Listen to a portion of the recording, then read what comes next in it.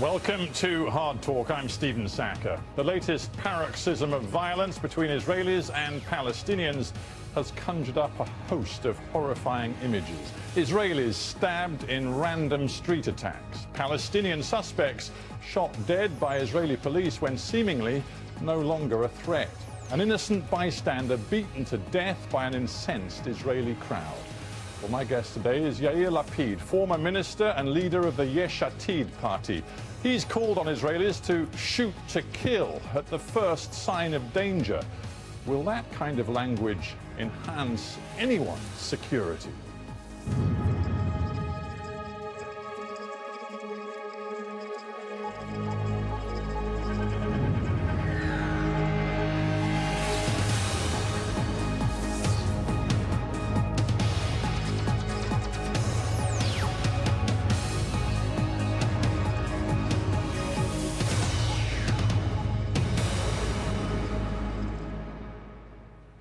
Yair Lapid, welcome to Hard Talk. Thank you.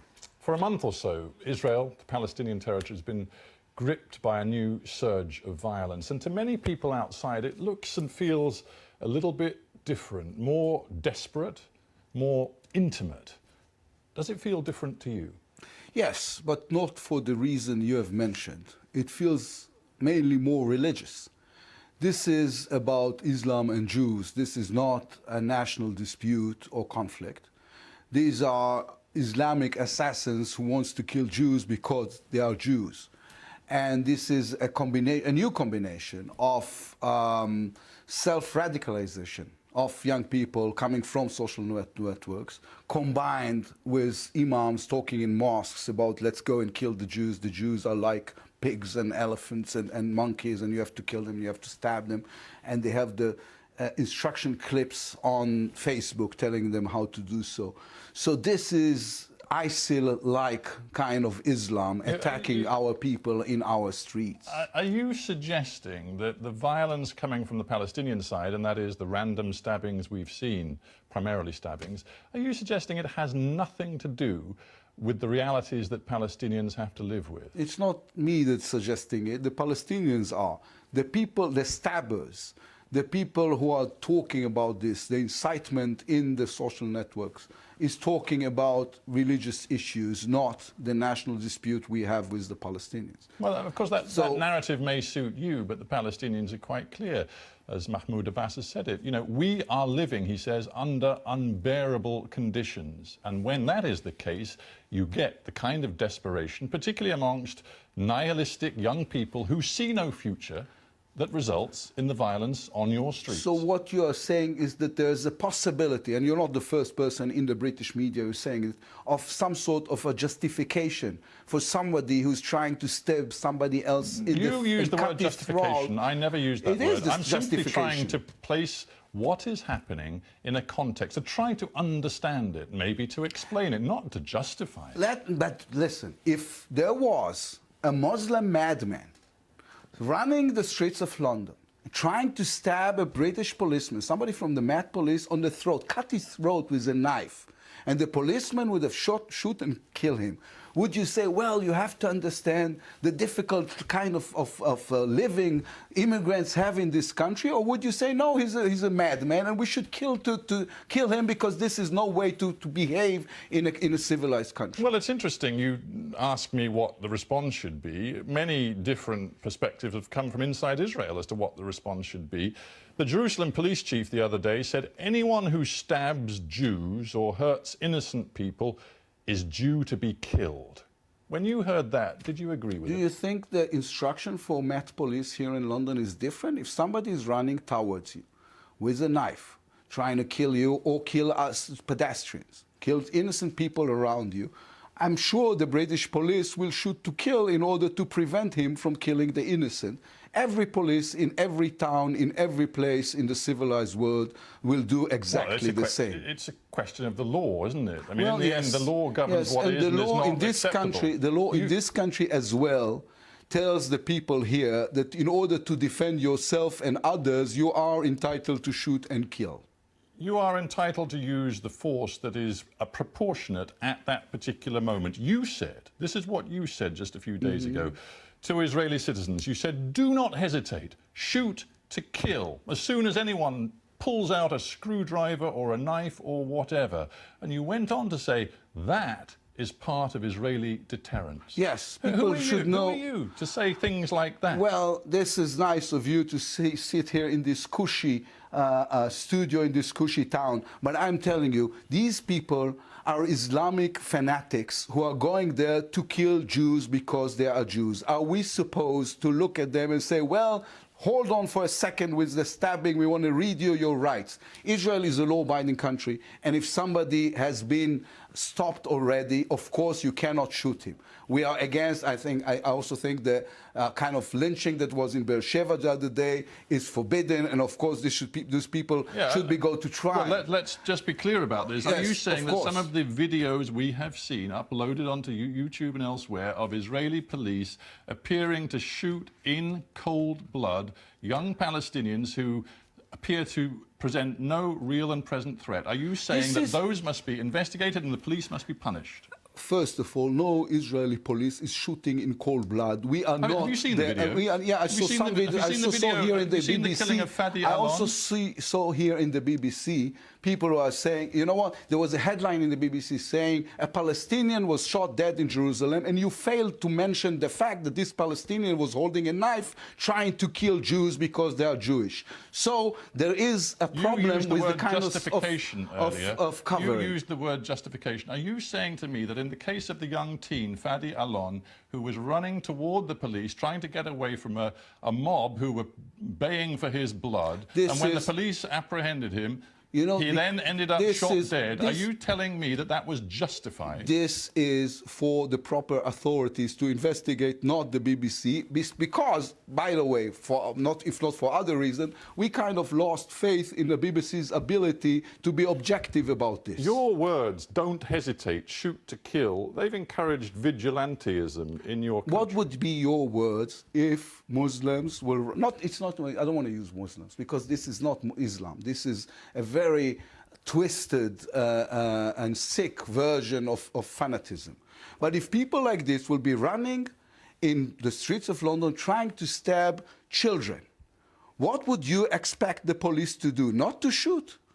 But the bottom line is, when people are committing crimes, you don't necessarily know whether they're Jewish, whether they're Muslim, whatever they are. Coming back to the words of the police chief, when he says anyone who stabs a Jew is due to be killed. I mean, let's face it, there is serious crime in Israel that doesn't involve Muslims. There are Jews who've been known to stab other Jews. But do you think the police chief would have said of a Jewish criminal that as soon as he commits any sort of crime like that, he is due to be killed? There is very few people in history who are killing people just for the fun of it. So I'm telling you, there's a whole wave. Do you not have murders in Israel? Yeah, we do have murders in Israel. You do, just but as there's we do in Britain. right now we have a wave of violence in Israel that is aiming at us. And the only reason is you're questioning me instead of asking the question, why is it people in the 21st century trying to kill Jews just because they're Jewish, is because I'm sitting in this studio and willing to answer the question. You have been a minister. You, I believe, are proud that Israel is a country of laws, and you are proud that Israel, as you put it, is a democracy. But many politicians, they have heard the things that you've said. Zippy Livni is one. She said in response, transferring responsibility to the citizenry of Israel, these calls for carrying weapons, they indicate a loss of control by the government, and they will lead to anarchy. Then I will have to disagree. In this country, in the States, in every other country, when somebody has a license, and was beaten to death by a mob who thought wrongly that he was involved in the shooting of an Israeli soldier. Did that make you wonder whether your message to the Israeli people was perhaps inflammatory and dangerous? No. I think these are two very different issues. This is a mob of people who are scared and angry and should be brought to justice. Politicians like you, very senior politicians, help to establish that fear and anger. As I was saying, this is so easy to portray it this way, but it's not the way it is. These are two very different issues. Issue number one, whether or not the police can or cannot shoot to kill at people who are trying to stab innocent bystanders. B, Is lynching is prohibited in Israel? Of course it is. Is it wrong? Of course it is. Should those people brought to trial? Of course they are.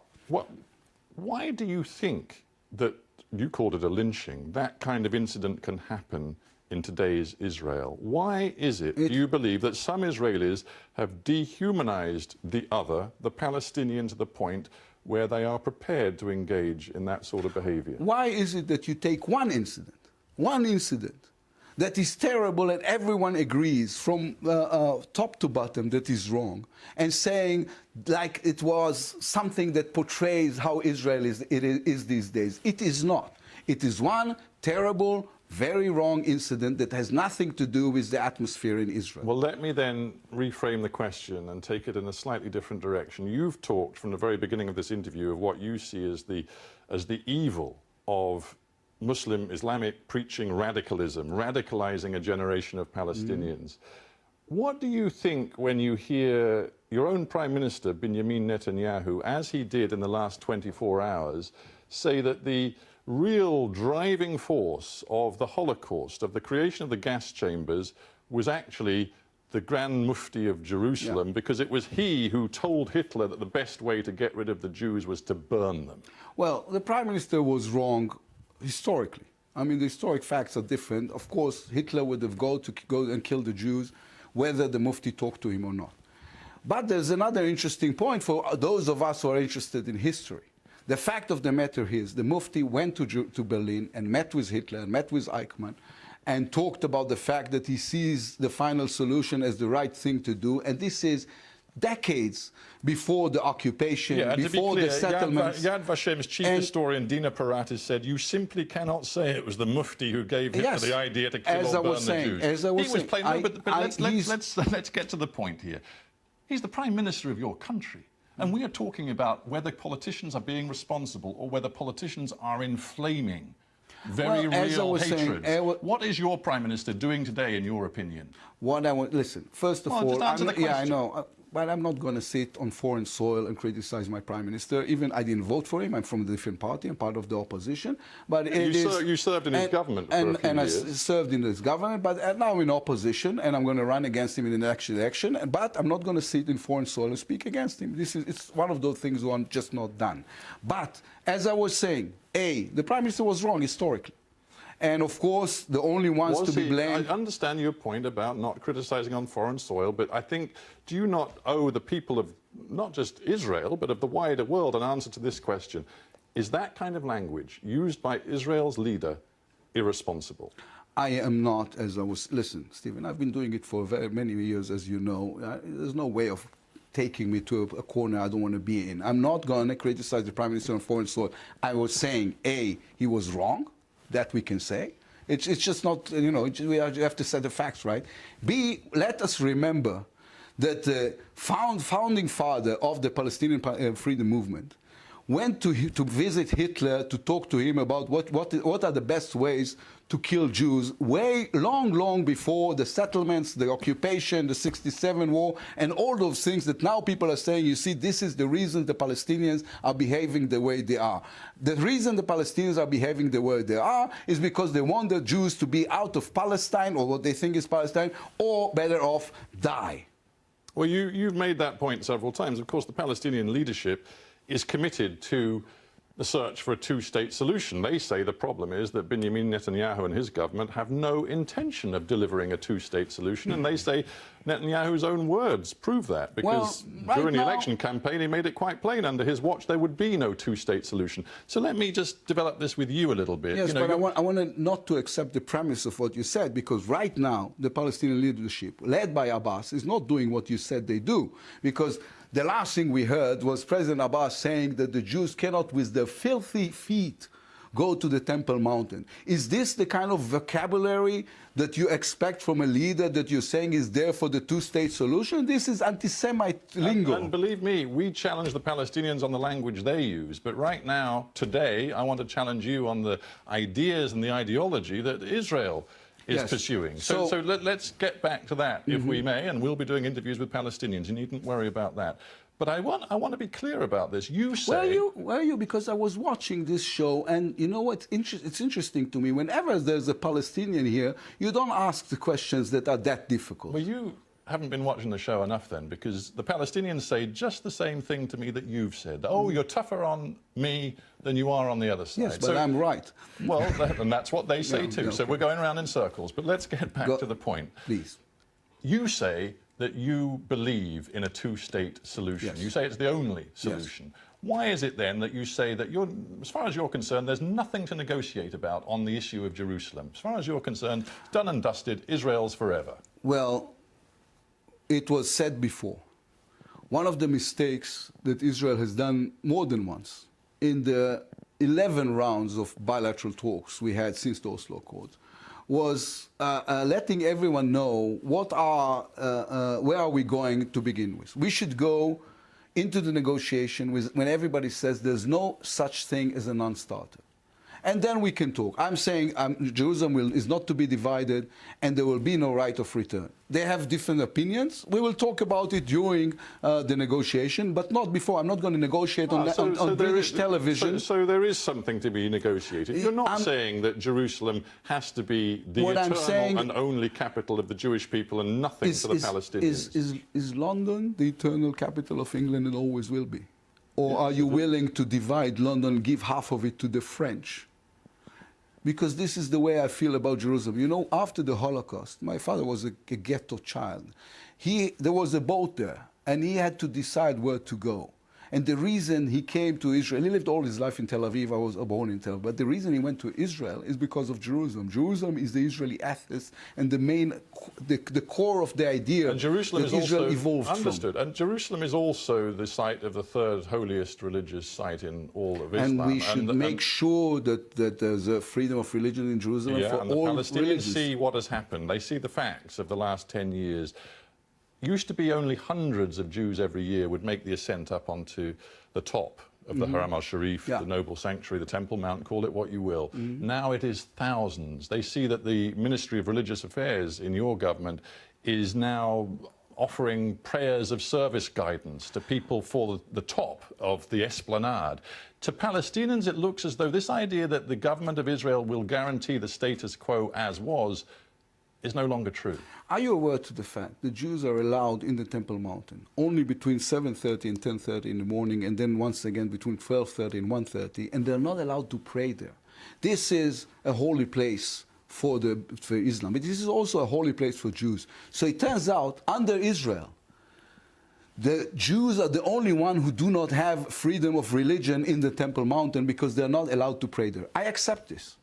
I accept this like the majority of Israelis, including the government. Of course, there are ministers in the government, in the current government, who don't accept that at all. In fact, there's one minister, the Minister of Agriculture, who said it is time to build the third temple. Yes, so this is he's a very extreme man. This is his opinion. He doesn't represent... You condemn the extremism on the other side, and then there are extremists in the Israeli government today. Yeah, well, there is a difference between somebody who's talking and somebody who's stabbing, and we must be sure that we're making, we remember this difference in all times. Now, the Minister of Agriculture said what he said. I think it's misfortunate, but it didn't cause anything. The official, listen, this is very important for everyone to understand. I'm part of opposition, not the coalition. I'm telling you, you have to accept your record. You sat in government with some of these people. You sat with Naftali Bennett, who says that we will never hand back an inch of territory. And I said, this is what you think. I beg to differ. I think it's different. But let me tell you one thing that is really important right now.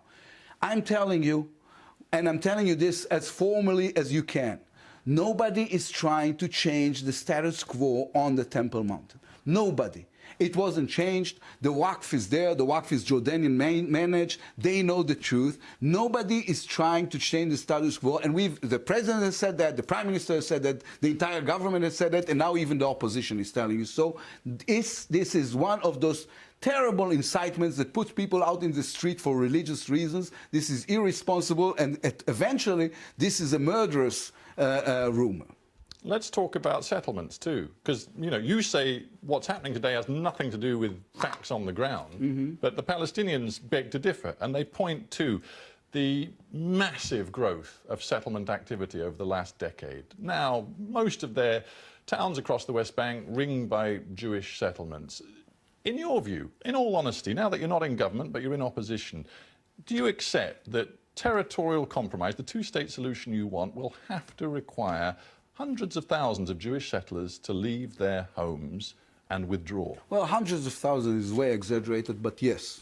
Basically, I've been saying so for even when I was in government. I think it's not in the best interest of Israel to try to absorb 3.5 million Palestinians. I think a separation from the Palestinians is necessary for us as Jews, for maintaining the Jewish character of Israel, for keeping us as a Jewish state. It's necessary, and I think this is where we should go. And I'm telling you again, and you know what? This is part of my agenda. You served in a government for years which went in the opposite direction, which continued expanding the settlements. Do you now, I mean, you know, this has been a theme throughout this interview. Would you say to me now, you know what, I regret serving Benjamin Netanyahu for so long because he's taken my country in a very dangerous direction? Is that the way you feel today? This is a nice try of asking the same question from a different angle. And when I was sitting in this government, we were engaged in bilateral talks with the Palestinians. Tzipi Livni was the one, she was at the time the Minister of Justice. She was running these talks. I was part of the negotiation team. We did things that are, to me, are at least regrettable, like setting free for dozens and dozens of the worst killers there are from Israeli prisons in order to maintain this negotiation.